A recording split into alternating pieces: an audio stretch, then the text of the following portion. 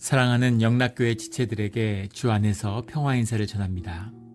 오늘은 2021년 10월 23일 토요일입니다. 오늘의 묵상 본문은 디모데전서 5장 1절로 16절까지의 말씀입니다. 오늘 본문 말씀 5장 1절부터의 말씀은 이렇게 시작합니다. 늙은이를 꾸짖지 말고 권하되 아버지에게 하듯하며 젊은이에게는 형제에게 하듯하고. 꾸짖지 말고라는 말이 이제 에피플렉세스라는 말인데, 에피라는 게 그런 뜻이고, 플레서라는 말이 스트라이크, 때린다는 말입니다. 그래서 문자적으로 보면 노인을 때리지 말라 이렇게 되어 있는데 그런 의미는 아니겠죠. 폭력적인 언사, 공격적인 언사를 쓰지 말아라 이런 말이죠. 권하되라는 건 이제 파라칼레오, 우리 수없이 나눈 단어죠. 옆에서 말하다 이런 뜻인데 말씀으로 권면하는 것입니다. 말씀을 전하고 말씀을 통해 돌이키게 하는 것, 그렇게 하라는 거죠. 공격적으로 하는 것이 아니라 말씀 가운데 회복되는 그런 일을 하라는 거죠. 그런 일을 할 때, 노인을 대할 때 자신의 아버지를 대하듯이 교회에서 그렇게 대해야 된다. 교회 어른들을 대할 때, 시니어 멤버들을 대할 때 아버지를 대하듯 집에서 그렇게 예의를 갖춰라 이런 겁니다. 노인을 공경하는 건 동서고금을 막론하고 어디서나 예의의 기초죠. 이런 일이 상당히 어려운 일입니다. 지금 디모데에게 하는 이야기인데 목회자로서는 더욱이 그렇죠. 예전에 한국에서 사역을 할 때 같이 이렇게 사역을 돕던 분인데, 지역 봉사 사역을, 근데 아주 좋은 분이에요. 근데 이제 믿음의 연륜이 짧고 교회 다닌 지 얼마 안 되신 분이죠.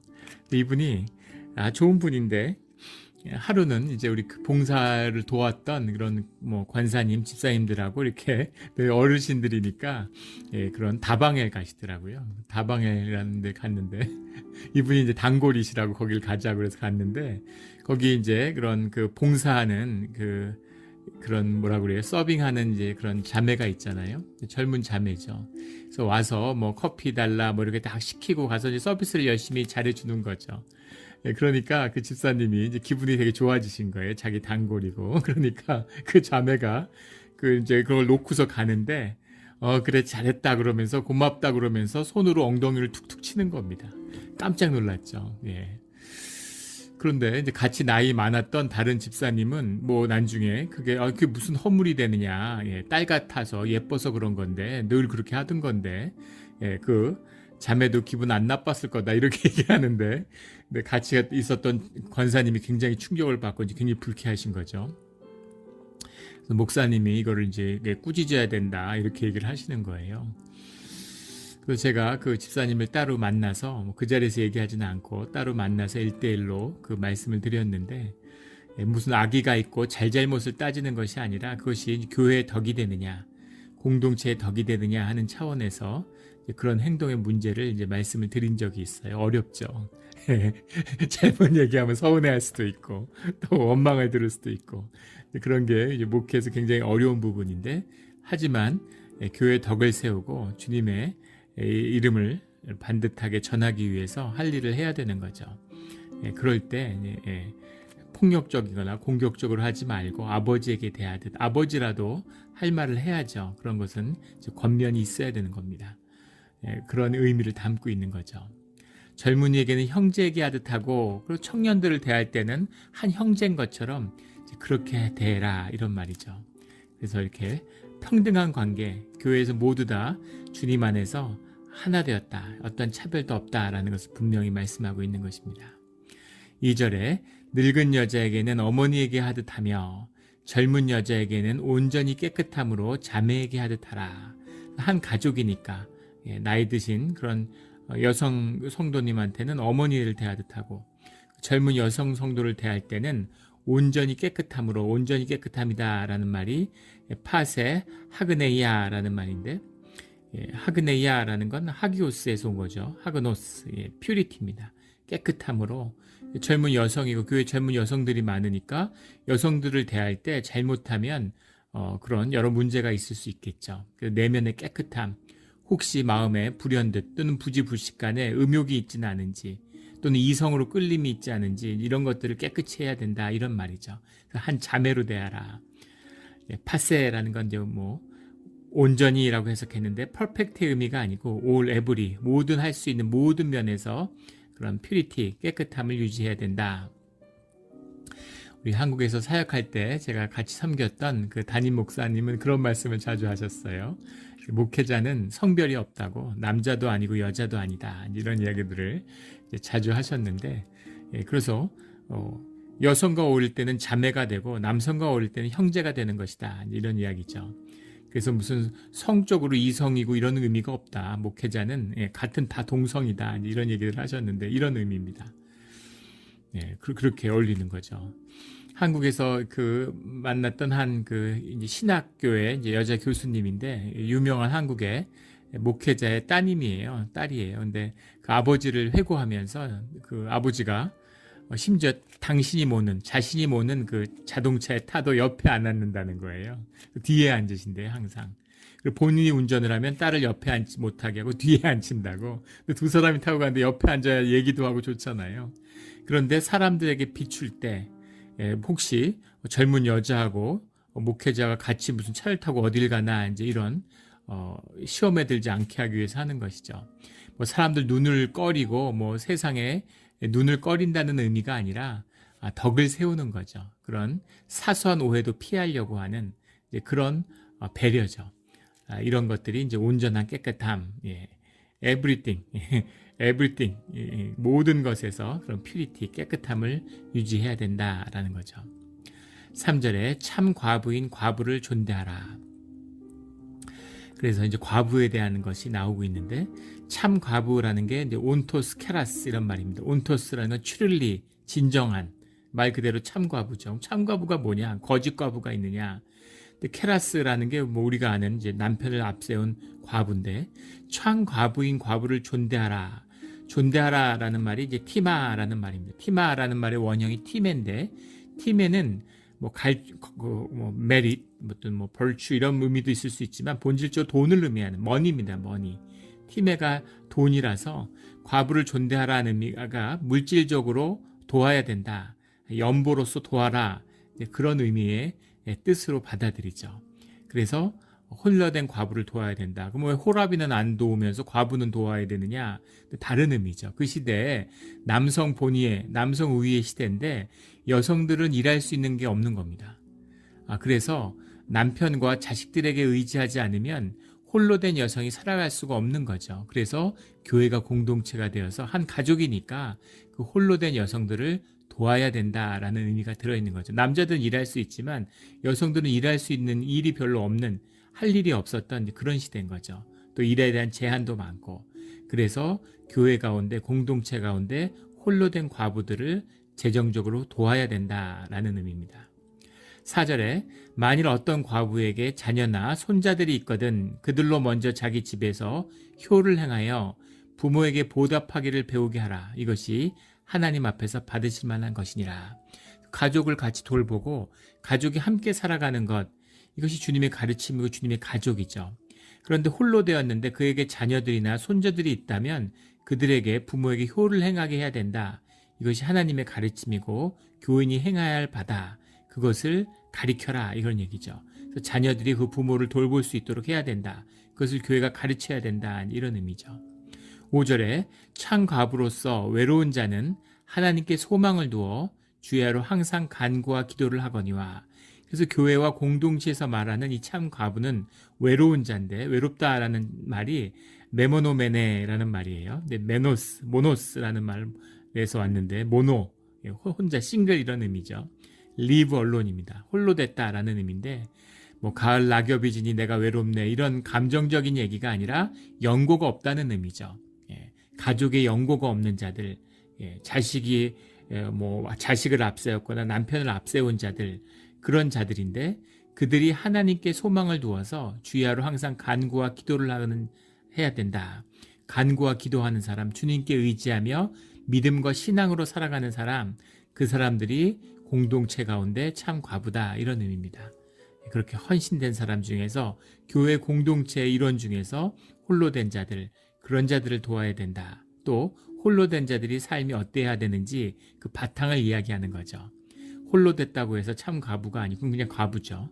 참 과부는 주님께 마음을 두고 간구와 기도하는 자다라는 뜻이 들어있죠. 6절에 향락을 좋아하는 자는 살았으나 죽었느니라. 향락을 좋아하는 자라는 게 무슨 말일까라는 게 이제 논의가 되는 거죠. 스파탈로사라는 말인데 스파탈레라는 말에서 왔습니다. 영어로는 라이어트슬리 발음이 좀 안 좋은데 라이터슬리 이런 그런 거칠게 행하는 것, 마음대로 하는 거 이런 거죠. 이게 뭘까? 예, 굉장히 이제 이렇게 돌이켜서 이렇게 완곡하게 향락을 좋아하는 자 이렇게 해석을 했는데 매춘을 하는 자입니다. 이 혼자 된 과부인데 먹고 살 길이 없는 거예요. 이거는 중세까지도 그랬습니다. 그 종교개혁 당시에 제네바 같은데 이제 기록에 보면 온 시에 있는 거의 모든 여성이 다 사실상 매매추노에 종사하고 있는 거죠. 예. 농사도 짓고 할 수 있는 일은 다 하지만 그걸로 먹고 살 수가 없기 때문에 항구 도시였기 때문에 다 매매춘을 하고 살아가는 거예요. 남자들은 다 용병으로 나가고 여자들은 매매춘으로 살아가는 거죠. 그것이 16세기의 제네바의 모습이었음이 기록에 남아 있습니다. 하물며 이 시대는 어떻겠어요? 말할 것도 없는 거죠. 예. 그래서 홀로 된 여성들이 살아갈 방법이 없기 때문에 그 중에 많은 여성들이 사실은 매매춘에 종사하면서 생업으로 이어가는 거죠. 예. 그런데 그렇게 살아서는 안 된다는 거죠. 예. 생존을 위해서 매매춘을 하는 삶, 그런 삶은 살았으나 죽었느니라. 육신은 살았지만 그것은 영이 죽은 것이다. 성경에서 이야기하는 구약에서 내려오는 구약에서 죽었다라고 말할 때는 그 영이 죽은 것이죠. 살아도 산 것이 아닌 짐승과 다를 것이 없는 그런 삶이 된 것이다 라는 것을 말씀하고 있는 겁니다. 예, 그래서 그런 자리에 빠지지 않도록 참 과부들을 이렇게 교회가 연보로 책임져야 된다 이 뜻이 들어있는 겁니다. 7절에 내가 또한 이것을 명하여 그들로 책망 받을 것이 없게 하라. 이것을 말하여 그들이 누구겠어요? 참 과부죠. 그래서 참 과부로 책망받을 것이 없게 하라는 것은 그들이 이런 시험에 들지 않도록, 그들이 이런 생존의 굴레를 쓰지 않도록 그렇게 교회가 책임짐으로 그 교회에 대한 책임에 대한 책망을 입어서는 안 된다라는 거죠. 무슨 말이냐면 공동체의 책임, 가족의 책임을 다해라 라는 겁니다. 자녀들이 있는데 이때는 10대에 다 결혼해서 애를 낳기 때문에 아버지가 돌아가셨는데 13세 이상이면 어른이 된 시절이죠. 저희 할아버지도 12세에 결혼을 하셨는데, 12세에 이제 아버지가 없고, 이제 할아버지가 양자를 들이신 거예요. 근데 할아버지가 12살 때 소를 팔아서 오니까, 이제는 네가 가정을 다 맡아서 할 수 있겠구나. 그러고 며칠 있다가 돌아가셨다 그래요. 몸이 안 좋으셨는데, 12살에 가장이 된 거죠. 그래서 살림을 다 사는 겁니다. 지금의 12살, 13살하고는 다르죠. 완전 어른인 거죠. 물론 여러 측면이 있겠지만 인생에 그 시절입니다. 예전에 제가 어렸을 때 소아과 병원을 갔는데 옆에 젊은 그런 엄마가 애 둘을 데리고 있는 거예요.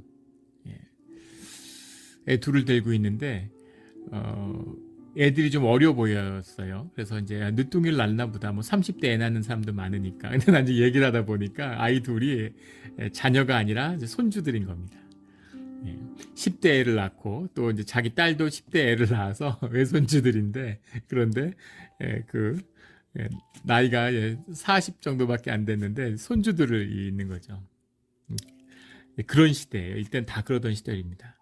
자식들이 있다고 생각해 보세요. 근데 어머니가 혼자 됐는데 아버지가 돌아가셨는데 어머니가 먹고 살기 위해서 매매춘을 한다? 있을 수 있는 일이겠습니까?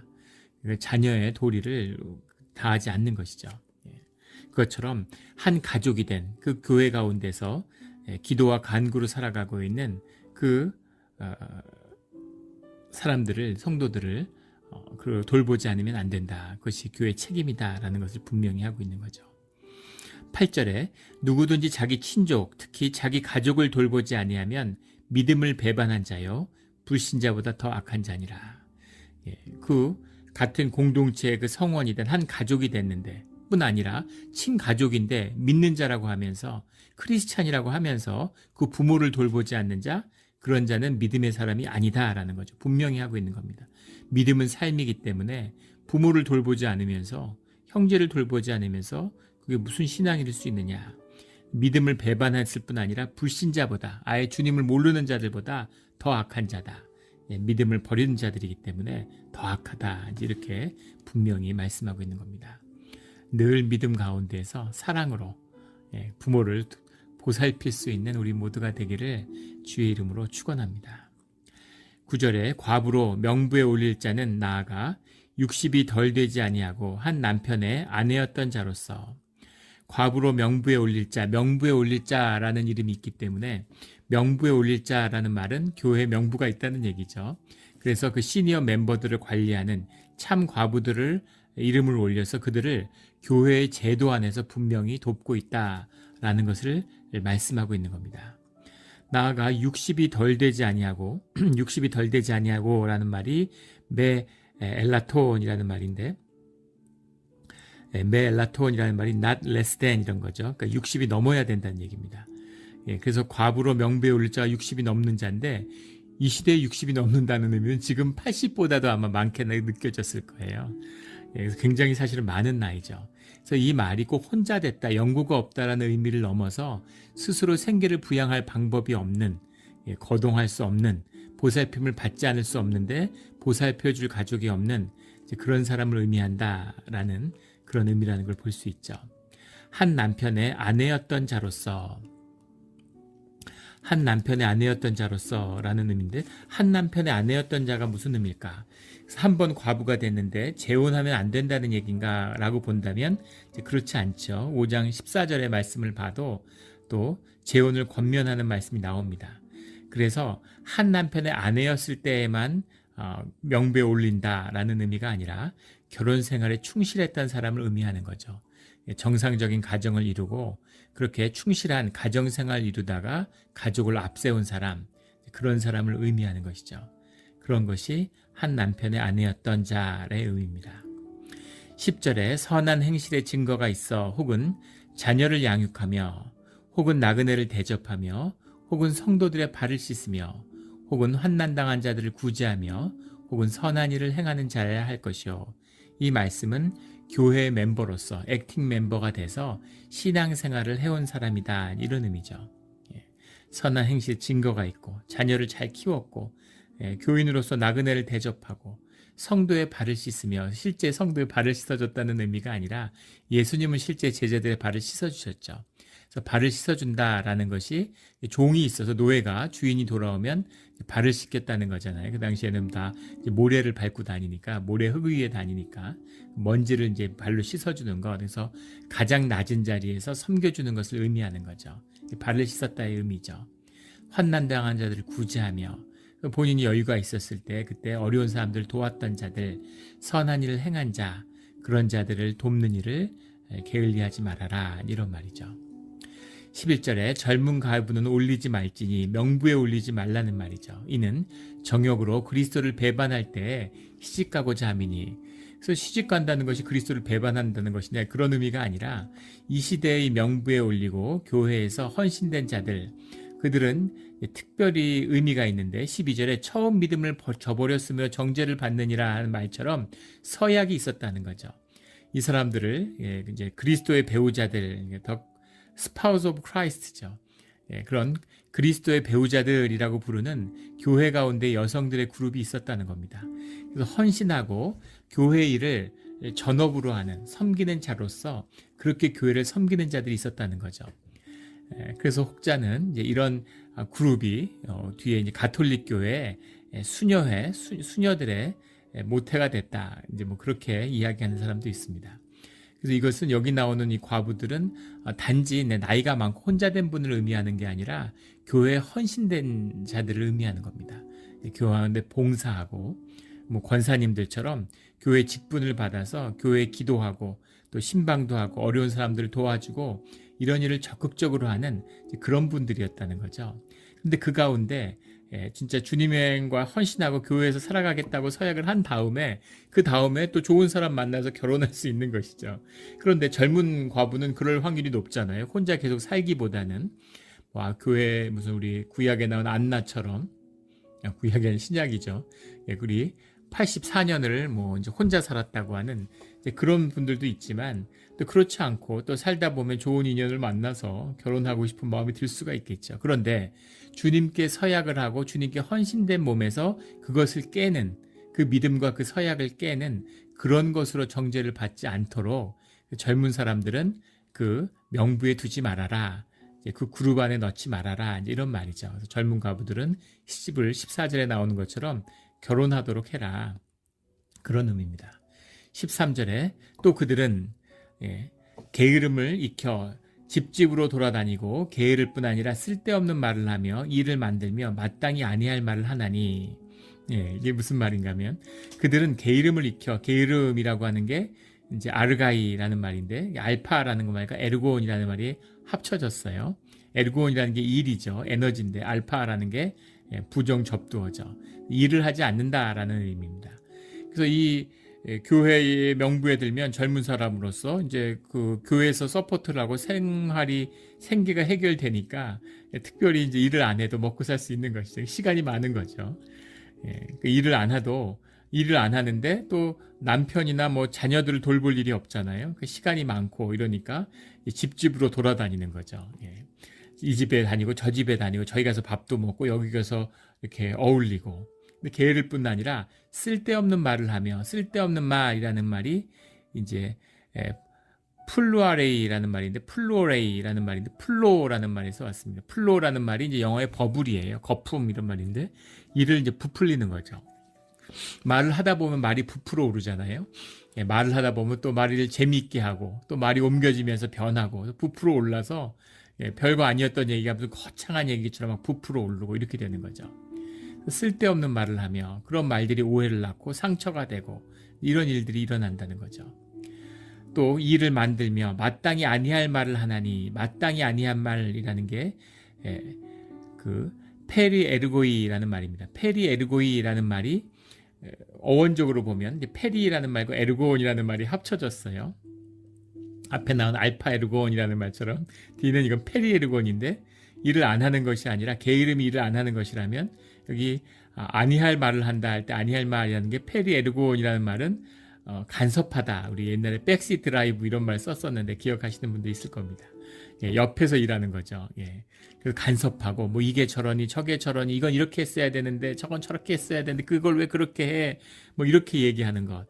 이제 그게 페리 에르고이의 이제 어원이다. 이런 분석도 있고 또 페리 에르고이라는 말이 페르 에르게이라는 말하고 에서 같이 쓰이기 때문에 페르 에르게이라는 말에는 사실 마술이라는 뜻이 들어 있습니다. 마술이라는 거는 이제 꾸미는 얘기죠. 말도 안 되는 소리죠. 말도 안 되는 소리, 거짓된 이야기를 꾸며낸다. 이제 이런 말입니다. 뭐 가십을 나누는데 뭐 얼토당토한 얘기들 뭐 이런 거 하는 거죠. 뭐 누구네 집에는 밤마다 귀신이 나오는데 뭐 이러면 어떻게 세상에 무슨 귀신이래 뭐 이러면서 이제 말도 안 되는 소리들을 하면서 막 이 얘기를 꾸며대는 것 이런 것이 이제 페르 에르고이죠.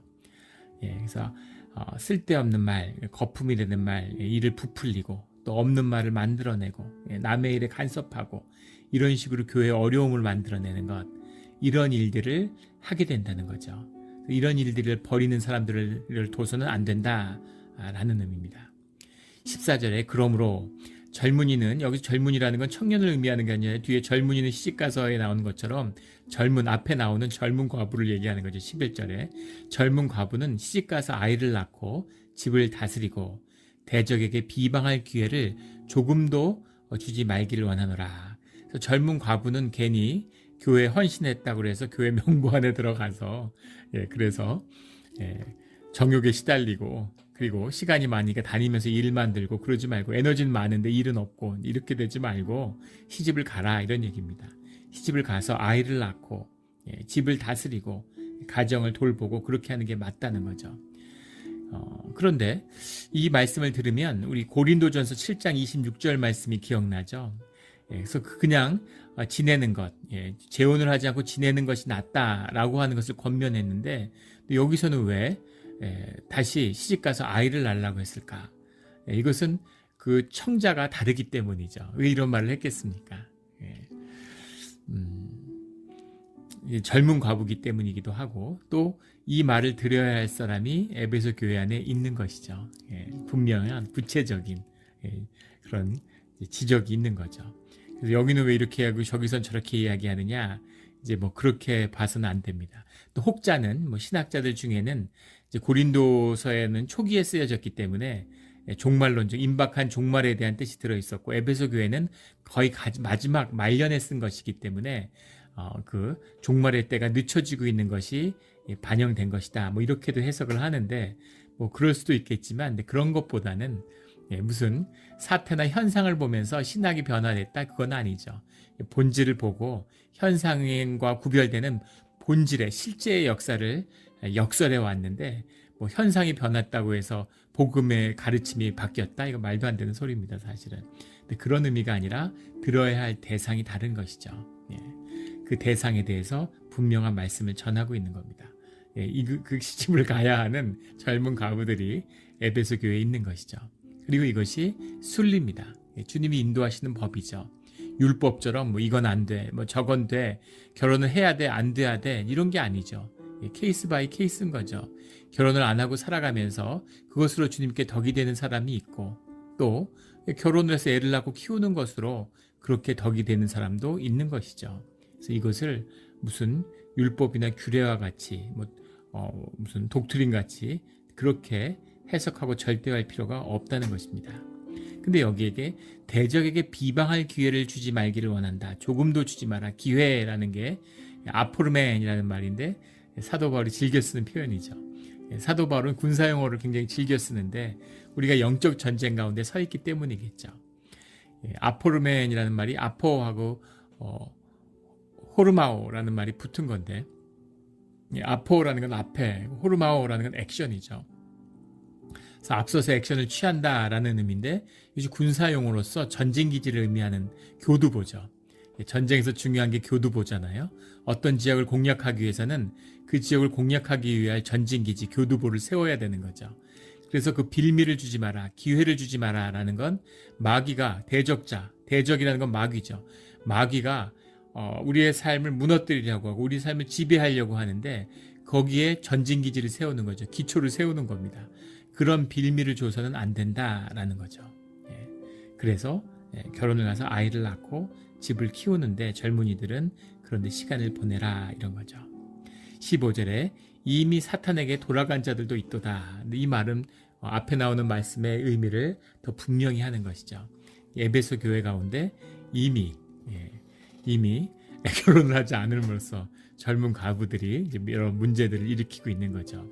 교회에 덕이 되지 않는 교회에 그런 안에 사단의 교두보를 세워주는 그런 일들이 일어나고 있는데 그런 걸 분명히 다스리라는 겁니다. 이런 분명한 도전, 분명한 문제들을 교회가 직면하고 다스려야죠. 16절에 만일 믿는 여자에게 과부 친척이 있거든 자기가 도와주고 교회가 짐지지 않게 하라. 이는 처한 과부를 도와주게 하려 함이라. 그래서 과부라고 다 돕는 것이 아니라 도울 수 있는 개인이 있다면 도와라. 그런데 교회 공동체 안에 이 참 과부, 그냥 혼자 되고 불쌍한 분들이 아니라 교회의 한 멤버로서 기도하는 사람으로서 그렇게 열심히 교회를 도왔던 이 여인들을 진정한 실제적인 도움을 받을 수 있도록 그렇게 교회가 힘써야 된다라는 겁니다.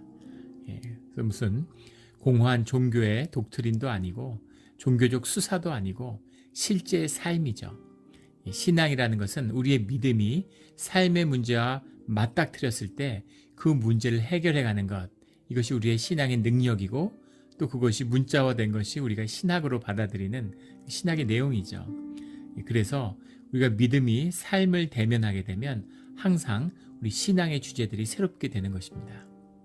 이원론이 돼서 교리는 교리고 삶은 삶이고 믿음은 믿음이고 뭐 먹고 사는 건 먹고 사는 것이고 이게 종교죠. 이원화가 본질입니다. 우리의 믿음, 살아계신 하나님의 말씀을 어떻게 우리의 삶 속에서 살아낼 것인가, 한 새로운 도전 가운데 우리의 신앙이 직면하게 되는 거죠. 그것을 이기는 하나님의 지혜와 능력을 함께하는 우리의 신앙의 자리, 삶의 자리가 되기를 주의 이름으로 축원합니다. 오늘 하루의 삶의 도전이 우리를 기다리고 있죠. 기도하고 주님과 함께함으로 교회가 늘 삶의 문제를 대면하며 해결해 나가는 능력의 믿음이 되기를 주의 이름으로 축원합니다. 아멘. 기도드리겠습니다. 하나님 아버지 감사합니다. 주님이 우리가 이 세상 가운데 대적의 무리가 공중 권세를 잡은 이 세상 가운데 우리를 보내셨습니다. 세상을 살아간다는 것, 특히 말세의 때에 악이 흥황하는 때에 우리가 믿음을 지키고 살아간다는 일이 결코 쉽지 않은 일임을 저희가 잘 압니다. 매일매일 오늘 하루도 주님께 의지하며 주님의 능력을 받아서 우리 삶의 문제들을 믿음으로 신앙으로 해결하는 그런 능력의 삶을 살도록 인도하여 주시옵소서. 오늘 하루도 주님께 맡기며 감사하며 예수 그리스도 이름으로 기도드렸습니다. 아멘.